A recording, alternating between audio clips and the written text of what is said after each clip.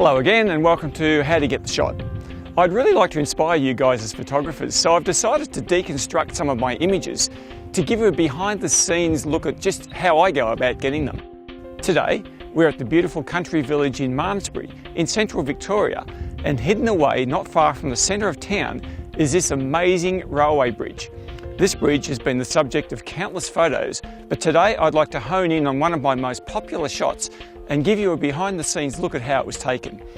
As you can see, the Colburn River flows under the bridge and it opens up into a small lake just downstream. The challenge was to get down low enough to capture both the flowing water as well as the arch of the bridge with the night sky in the background. As you can imagine, getting down to the water's edge at night can be quite tricky, and it's a slow journey. Safety has to take a high priority when around water at any time, but much more so in the dark. Okay, once down at the water level, I have a bit of a look around and see what the best composition might be, because it looks vastly different from down here to what it does up the top there. I knew I wanted to get the camera very low in amongst these rocks, and to do that I needed to use a small tripod. I found the best option was this little slick tripod which I bought from Officeworks and modified with a different ball head camera mount. Once I established the composition, the next challenge was to get down low enough to see the live view screen to focus. I mentioned before that I use the Nikon D750 camera, and one of my favourite features is the flip screen. However, when shooting in portrait orientation, there isn't any flexibility, so it's back to the old-fashioned method of bending your neck to see what's going on. I knew that lighting would be the key to getting this shot the way I'd imagined, so my first choice was to place this LED light panel on the ground facing up under the bridge to give a lovely warm backlight. This was on for the full duration of the shot, so it would need to be set on a very low level. This is known as low-level lighting and is becoming very popular these days, mainly because of the affordability of these small LED light panels. You can see the orange gel covering here, which I use most of the time to balance the colour on my light. For the rest of the lighting, I would be using my LED Lensa P7.2 torch, which has become my go-to choice for light painting. Again, this has an orange gel on the front to assist with balancing the light colours. Now to the camera settings. As I mentioned, I use the Nikon D750 and the Nikon 14-24 f2.8 lens. This combination is quite heavy, so I had to ensure the weight would be distributed correctly on the small tripod. So my standard practice is to set the camera to expose for the background and then add whatever light is necessary to light the foreground.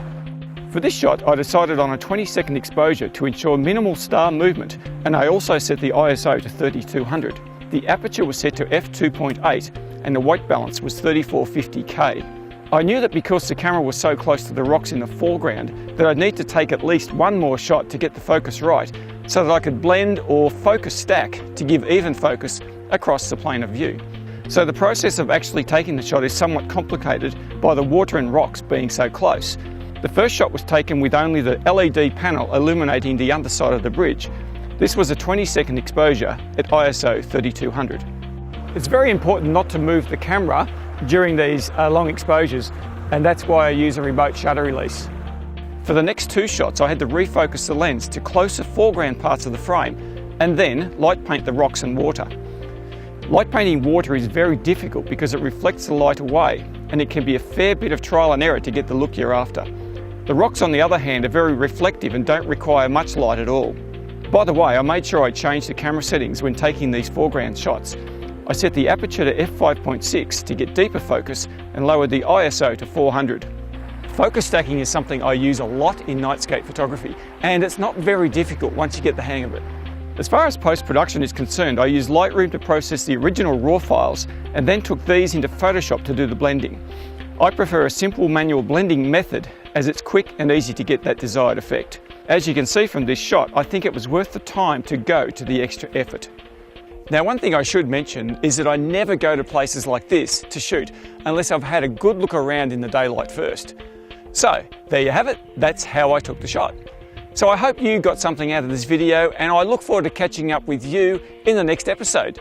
See you later.